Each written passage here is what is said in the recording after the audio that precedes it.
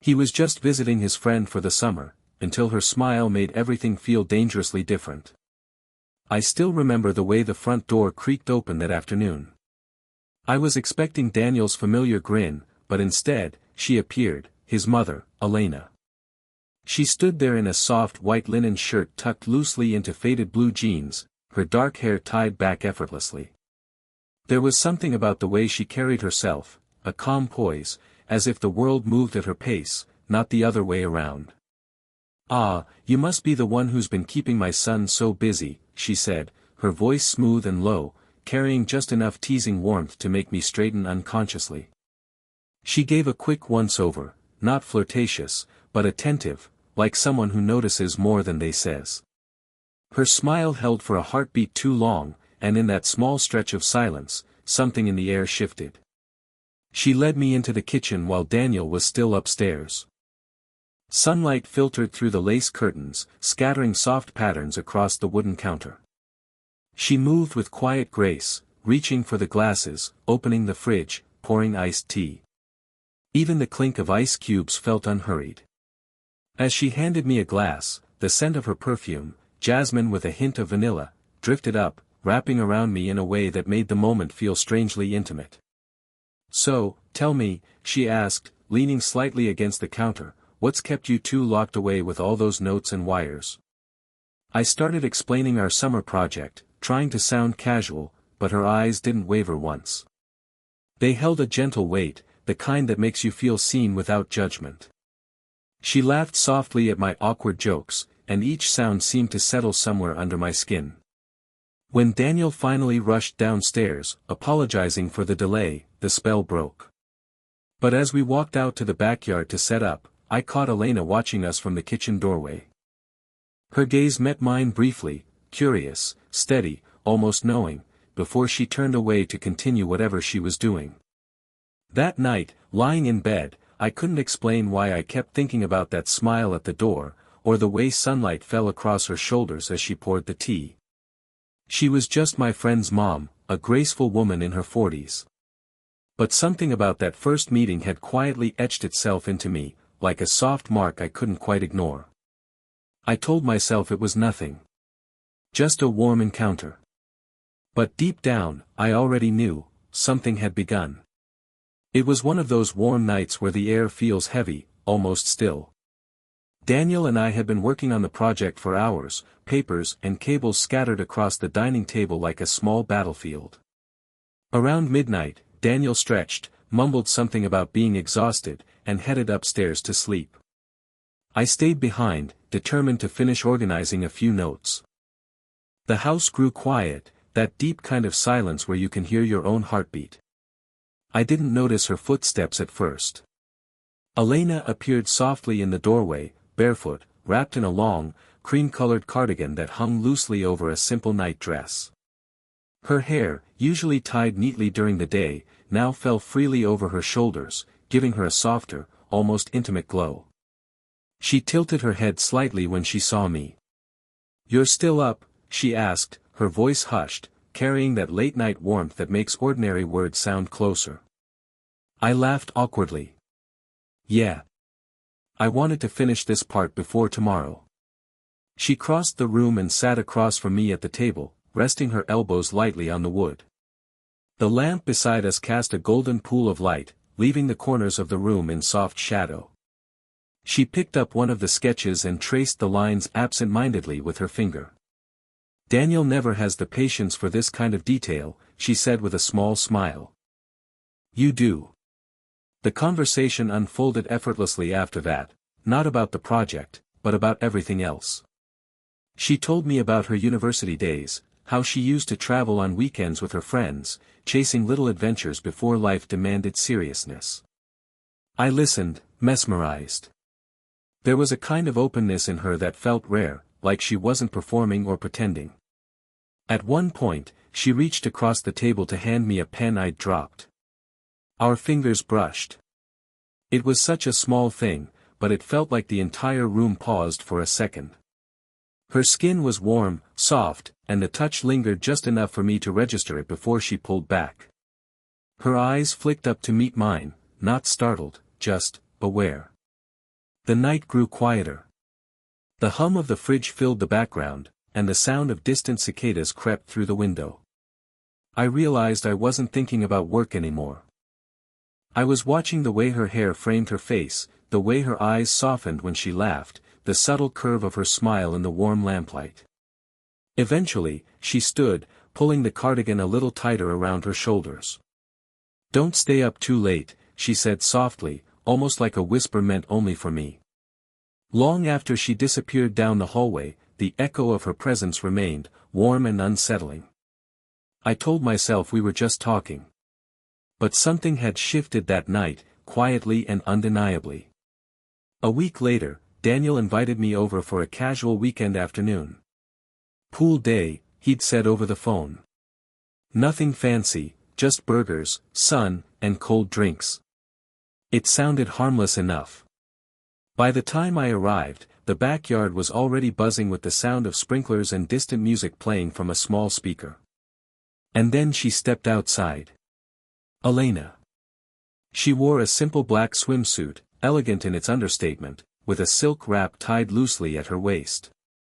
A pair of dark sunglasses rested on her head, holding her hair back. There was nothing flashy about her, but the confidence with which she moved commanded attention effortlessly. She greeted me with that same soft smile, handing me a cold drink from the cooler. "You're here early," she said lightly. "Good, someone has to keep Daniel from burning the burgers." Daniel was distracted setting up the grill, so for a moment, it was just the two of us. She stood beside me at the pool's edge, watching the sunlight dance across the water. Then, with a mischievous glint in her eyes, she flicked a few drops of water onto my arm. "Really?" I laughed, instinctively splashing a bit back. She gasped theatrically, then returned the favor, and suddenly, we were caught in a playful back and forth. Nothing outrageous, just light laughter, splashes, the kind of innocent teasing that feels closer than it should. Eventually, she sat at the edge of the pool, dipping her feet into the shimmering blue. I joined her a moment later, still drying my hands with a towel. The warm afternoon sun soaked through everything, the air thick with summer. She tilted her head toward me as we talked, sunglasses now perched in her lap. Our conversation started light, music, travel, small things. But somewhere along the way, her knee brushed against my thigh. It wasn't deliberate, but neither of us moved away. The contact was small, warm, electric, like a spark that quietly lights a fuse. She turned her face toward me then, her eyes narrowing just slightly against the sun, her smile soft but unreadable. "You remind me," she said slowly, "of how alive summers used to feel." My throat tightened, words seemed to stick somewhere between thought and breath. There was no script for a moment like this. Daniel's voice called out from across the yard, breaking the spell. She stood gracefully, adjusting the silk wrap around her waist. "Help him before he burns everything," she said with a faint smile, walking away. I sat there for a second longer, heart pounding, the warmth of her knee still pressed in my memory. What had started as an innocent afternoon by the pool had shifted, subtly, unmistakably. The tension between us was no longer imagined. It happened on one of those evenings where the sky turns heavy before you realize it's about to rain. Daniel and I had spent hours buried in work again, and by the time I was packing up to leave, the first drops were already tapping against the window. He offered to drive me, but he had an early shift the next morning. "You'll make it," he said casually. "It's just a drizzle." But by the time I stepped outside, drizzle had turned to a downpour. I jogged halfway down the path when I heard her voice behind me. "Wait." I turned, and there she was, Elena, standing on the porch, holding out a large shawl like an invitation.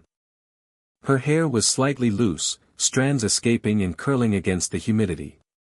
"You'll be soaked in 2 minutes," she said, her voice carrying through the rain. "Come back." I hesitated, then ran back up the steps, water dripping from my hair and sleeves. She handed me the shawl and gestured toward the porch swing. The rain fell in thick silver sheets, drumming softly against the wooden roof. The world beyond the porch blurred into a hazy curtain, leaving just the two of us in a warm pocket of stillness. She wrapped the shawl around her shoulders first, then pulled it slightly wider so it covered part of mine too. "Better," she whispered, smiling at the absurd intimacy of it. Our hands met beneath the fabric, a soft, accidental touch at first. But neither of us pulled away. Her hand was warm, steady, fingers brushing against mine with quiet assurance. The conversation drifted to unexpected places. She talked about the years after her divorce, how the house started feeling too big, too quiet. How Daniel's impending move for work left her wondering what life would feel like once it was just her again. Her voice cracked just slightly, and in that crack, she stopped being just my friend's mom. She became a woman letting someone see the soft places she usually hides. I didn't try to fix anything. I just listened.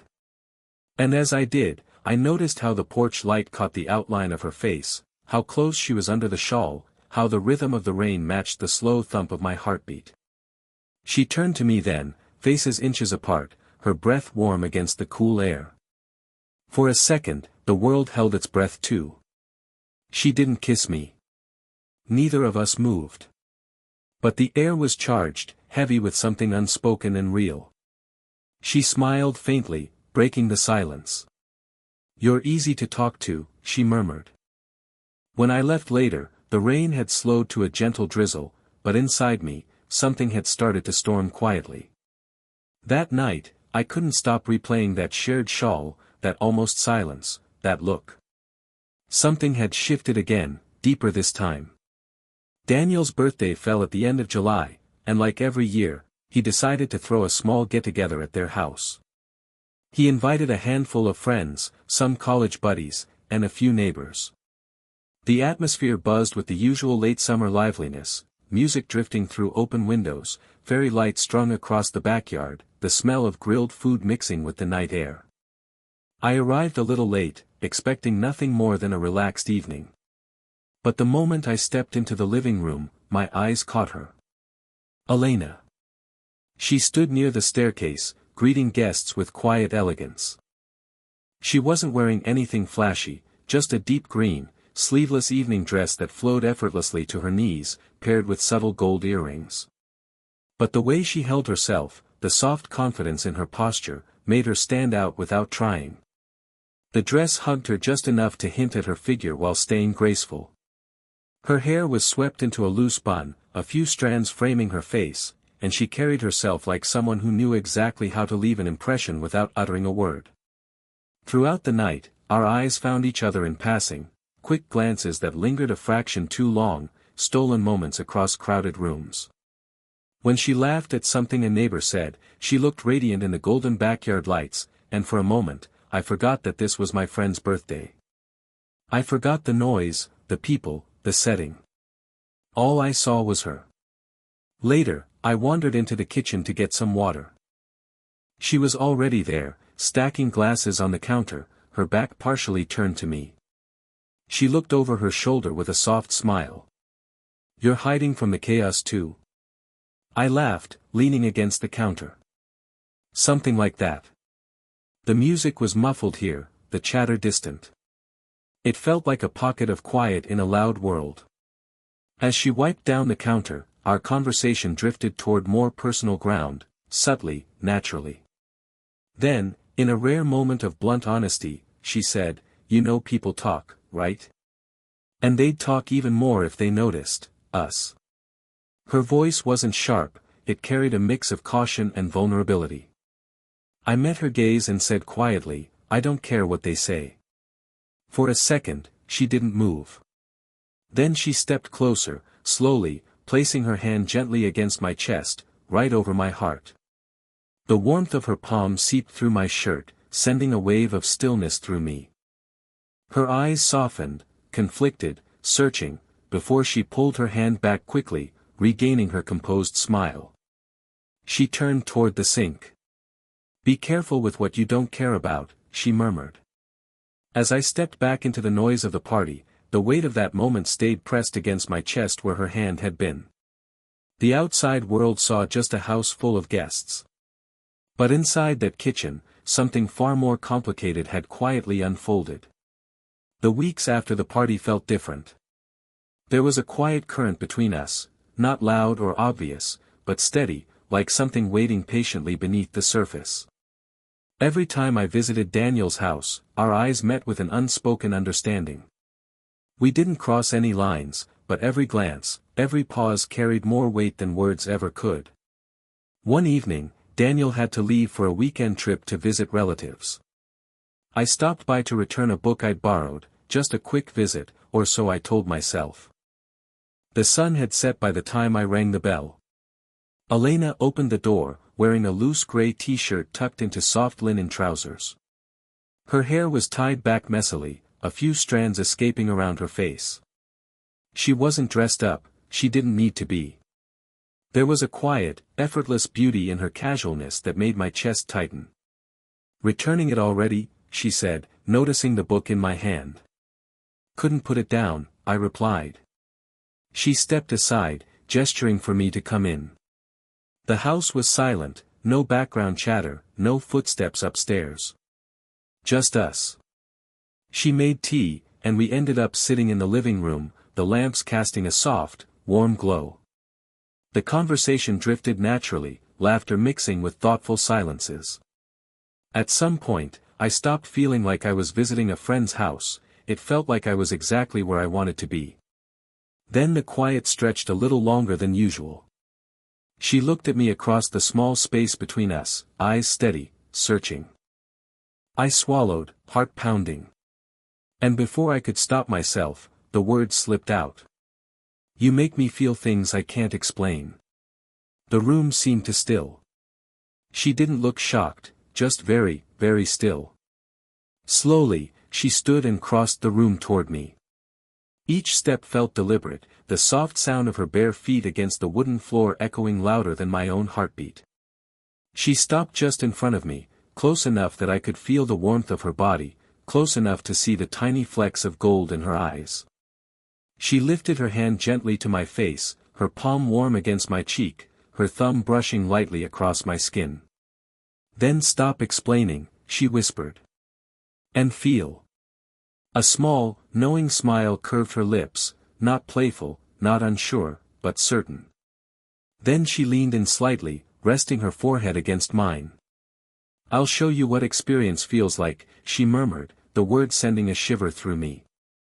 I didn't kiss her. She didn't kiss me. But when she rested her head lightly against my chest, my arms moved around her almost instinctively, holding her in a way that felt both terrifying and right. Her heartbeat was steady against mine, her breath warm through my shirt. It wasn't reckless. It was quiet, deliberate, a confession without words. And in that moment, everything changed. The next morning carried the kind of stillness that only exists between night and day, when the world hasn't yet decided to wake up fully.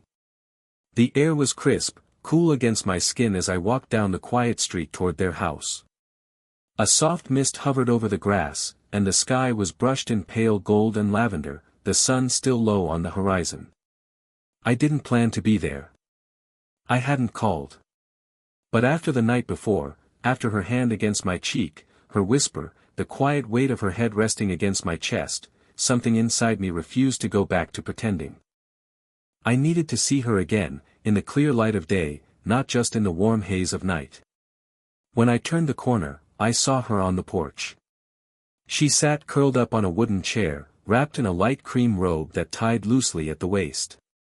Her bare feet were tucked beneath her, and her hair was tied up in a messy knot, with a few strands falling softly around her face. She held a steaming mug of coffee in both hands, fingers wrapped around it for warmth. The early light framed her like a painting, soft, golden, unguarded. She looked up when she heard my footsteps approaching. For a moment, there was surprise in her eyes, quickly replaced by something gentler. "You're up early," she said, her voice low, still carrying the softness of sleep. I lifted 2 takeaway cups from the cafe I'd stopped at. "I thought I'd bring backup," I said. A real laugh, quiet, warm, unforced, slipped from her lips. "You read my mind." She took one of the cups, her fingers brushing mine in a way that felt effortlessly intimate now. She gestured to the empty chair beside her, and I sat down. For a long moment, we didn't speak. The world was quiet and golden, filled only with the distant chirping of birds and the rustle of trees as a light breeze moved through the leaves. The smell of coffee mixed with the faint scent of wet earth from last night's rain. It felt like a fragile pocket of time, where the weight of everything complicated hung suspended. She broke the silence first. "I didn't expect this," she said quietly, eyes fixed on the horizon.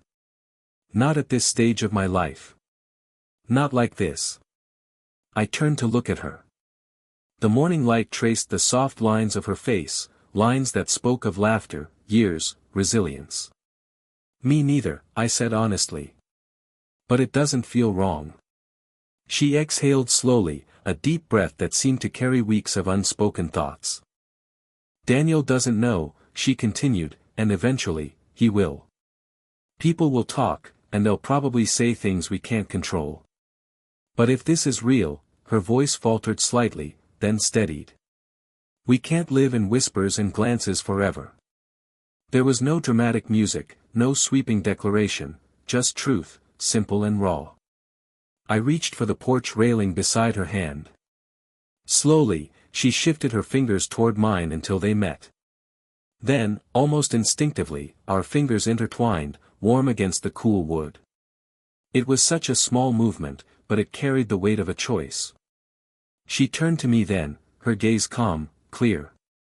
"Whatever happens next," she said softly, "we face it. Together." I nodded, squeezing her hand gently. Together. We sat like that for what felt like forever, sipping coffee as the sun rose higher. No rushing, no hiding, just the two of us in a golden morning, breathing in something honest for the first time. The world around us slowly woke up, cars in the distance, a dog barking, the neighborhood stirring, but for us, time had slowed to a quiet certainty. It wasn't about secrecy anymore. It was about choosing each other, even when it wasn't simple. And in that stillness, fingers intertwined, heart steady, I knew, this wasn't a fleeting moment. It was the beginning of something real.